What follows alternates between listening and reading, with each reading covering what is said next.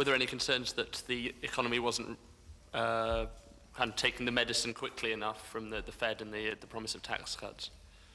No, I don't think, I didn't hear any of that at all. As I said to you, I think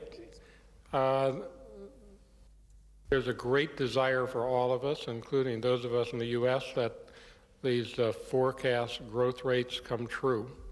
And I think all of the ministers here are very hopeful those rates will come true because they see the relevance and importance for their own situation.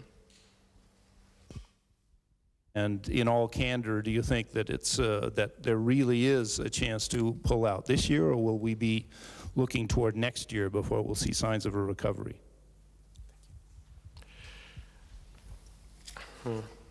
You know, your question and the phrasing of the question, I think, is very important. Yesterday I had about an hour and a half of downtime so that I could watch, and so I spent some time watching television.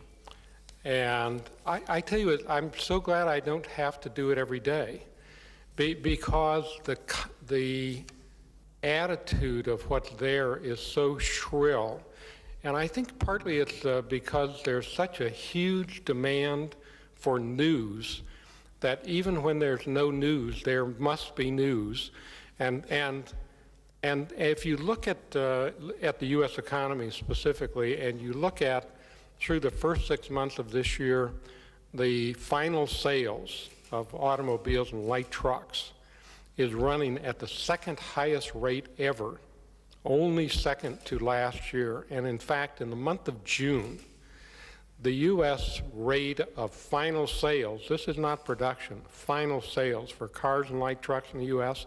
was at a 17 million unit annual rate.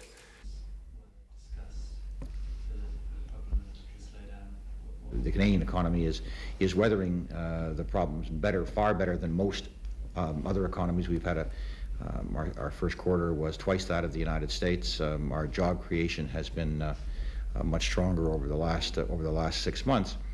And obviously we are impacted by what happens south of our border. And therefore, I mean, I was glad to see that the U.S. Secretary of the Treasury did feel that all of the fundamentals were there for a turnaround by the end of the year.